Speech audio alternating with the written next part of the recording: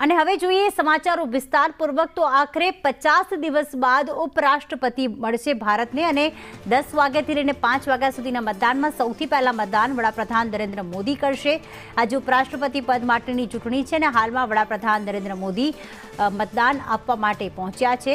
સવારે 10 વાગ્યાથી એટલે કે 10 વાગ્યાથી મતદાનની શરૂઆત હવે થઈ ચૂકી છે। વડાપ્રધાન નરેન્દ્ર મોદી દ્વારા પહેલો મત નાખવામાં આવશે, ત્યારબાદ અન્ય સભ્યો જે છે તે ગુપ્ત મતદાન કરશે।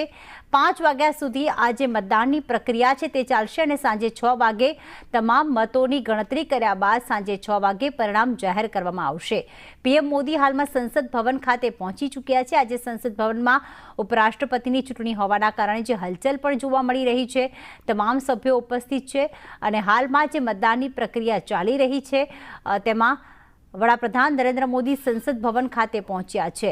એનડીએના ઉપરાષ્ટ્રપતિ પદના ઉમેદવાર છે સીપી રાધાકૃષ્ણન અને ખાસ સામે સુદર્શન રેડ્ડી જે છે ઇન્ડિયા બ્લોકના ઉમેદવાર છે કે જેમ બંને વચ્ચે સીધી ટક્કર છે।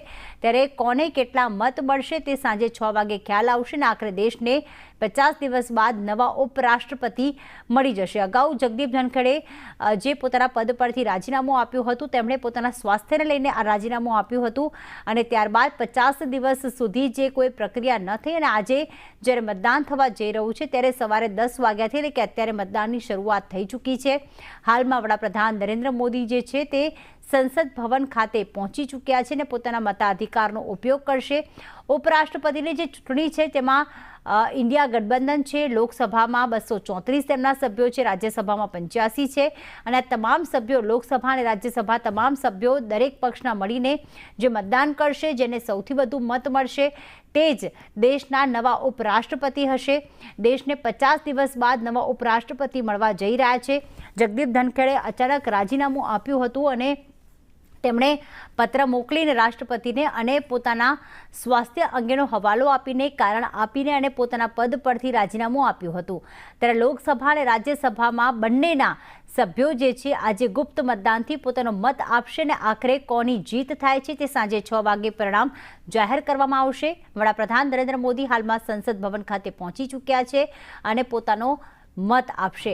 ઉપરાષ્ટ્રપતિની ચૂંટણીમાં લોકસભાના 543, રાજ્યસભાના 233 સભ્યો મતદાન કરતા હોય છે। दिल्ली से अजय यादव जुड़ाई गया है। अजय, जिस प्रकार से उपराष्ट्रपति का चुनाव शुरू हो चुका है, पहला मत पीएम मोदी डालेंगे, उसके बाद एक करके एक सारे सभ्य जो है वो मतदान करेंगे, गुप्त मतदान करेंगे।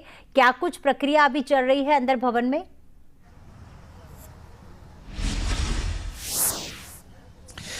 देखिए, प्रक्रियाओं की बात करें तो निश्चित तौर पे जो एनडीए है और खास करके इंडिया गठबंधन, उन दोनों के बीच मुकाबला है। दोनों के अपने अपने दावे हैं। हालांकि पहले से ही जो संख्या बल है वो एनडीए के समर्थन में है। हालांकि जो इंडिया गठबंधन के जितने भी दल हैं उनकी तरफ से ये कहा जा रहा है कि ये पूरा जो चुनावी प्रक्रिया है अंतरात्मा के आधार पर वोटिंग की जाएगी। यही अपील इंडिया गठबंधन के जो कैंडिडेट हैं उनकी तरफ से की जा रही है। और साथ ही साथ ये भी आरोप लगाया जा रहा है कि जो सीपी राधाकृष्णन यानी कि जो एनडीए के उम्मीदवार हैं उनके बैकग्राउंड को लेकर के ये आरएसएस से जुड़े हुए हैं, देश के हित में नहीं है। जबकि सीपी राधाकृष्णन आज खुद लोधी स्टेट में एक राम मंदिर है, वहां पे दर्शन करने के लिए गए थे और आज भी उन्होंने यही बात कही कि अगर उनकी जीत होती है तो ये राष्ट्रवाद के नाम पे जीत होगी और सभी लोगों को राष्ट्रवाद के नाम पर वोट करना चाहिए। लेकिन संख्या बल की अगर बात करें तो जो लोकसभा और राज्यसभा के, चूंकि इसमें जो सांसद होते हैं वो अपना मतदान का इस्तेमाल करते हैं, तो एनडीए के पास कम से कम 427 जो सांसद हैं पहले से ही मौजूद हैं और अभी जितने सांसद हैं अगर उनके संख्या बल के आधार पर कहा जाए तो 391 जो है बहुमत के लिए जरूरी है, जो कि इससे ऊपर एनडीए के सांसदों का आंकड़ा है। जबकि इसी तरह से इंडिया गठबंधन से जुड़े हुए जो कैंडिडेट हैं उनके पक्ष में अगर बात करें तो 324 सांसदों का समर्थन उनको एक तरह से मिल सकता है। और जिस तरह से लगातार इंडिया गठबंधन की तरफ से कोशिश की जा रही है कि अंतरात्मा के आधार पर जो सांसद हैं वो वोट करें, तो देखना यह होगा कि क्या अंतरात्मा के आधार पर कुछ सांसद वोट करते हैं या नहीं करते हैं। लेकिन जो इंडिया गठबंधन के पास जो संख्या बल है 324, इस सांसदों की कोशिश है कि इस संख्या बल से ज्यादा वोट मिले ताकि ये कहने को मिले कि इंडिया जो एनडीए गठबंधन है उसमें एक तरह से एका नहीं है, बल्कि उसके वोट टूट करके इंडिया गठबंधन के पास यह कह सकते हैं कि बी सुदर्शन रेड्डी जो है उनके पक्ष में आया, तो एक तरह से हल्ला मचाने में काम आया गया कि जो एनडीए के सांसद है वो एक तरह से टूटे हैं। लेकिन कैसे मतदान की प्रक्रिया चलेगी? ये बैलेट पेपर से वोट चल रहा है, किसी ईवीएम से वोट नहीं होगा। इसमें 2 कॉलम बनाए गए हैं। पहला जो कॉलम है वो पहले कॉलम में दोनों जो उम्मीदवार हैं उपराष्ट्रपति पद के, उनका नाम लिखा होगा, और दूसरा जो कॉलम है उस कॉलम में जो है ट्रिक आपको करना होगा संख्या के आधार पर, यानी नंबर जो होगा, चाहे आप रोमन नंबर कीजिए चाहे इंडियन नंबर, उसमें आपको अपने मताधिकार, आपने किसके पक्ष में मतदान किया है, 1 या 2 संख्या लिखना पड़ेगा। आप शब्दों में नहीं लिख सकते, वरना आपका जो वोट है वो इनवैलिड होगा।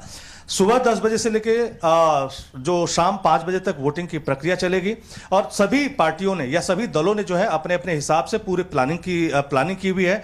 अगर कांग्रेस की अगर बात करें तो हर 20 सांसदों पे 1 सांसद को नियुक्त किया गया है, ताकि वो 20 सांसदों के जो प्रतिनिधि मंडल है उसको लेके आए और वोटों की गिनती, वोटों का जो मतदान है वो एक तरह से कर सके।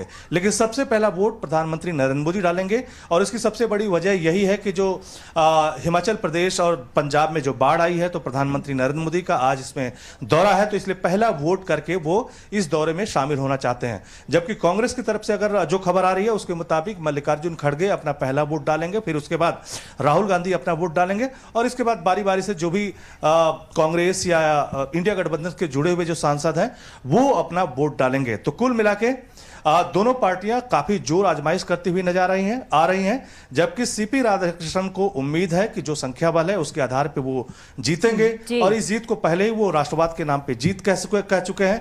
जबकि इंडिया गठबंधन की कोशिश है कि जो 324 का आंकड़ा अभी फिलहाल उनके पक्ष में है, उससे ज्यादा अगर वोट गिरता है, जैसा कि अंतरात्मा के आधार पर वोट मांगा जा रहा है, तो कम से कम एनडीए को घेरा जाएगा कि आपके में जो सांसद, आपके साथ जो सांसद है उसमें एक तरह से टूट हुई है। तो पहला एक नज़ारा मैं दिखाना चाहूँगा कि आप देखिए, ये पुरानी संसद है और इसी के ठीक बगल में नई संसद है, और धीरे धीरे करके जो सांसदों का आना एक तरह से शुरू हो चुका है। प्रधानमंत्री नरेंद्र मोदी पहले ही पहुंच चुके हैं, पहला वोट करेंगे, और धीरे धीरे सांसद आएंगे तो वो भी अपना वोट डालेंगे। बिल्कुल, धन्यवाद तमाम जानकारियों के लिए अजय।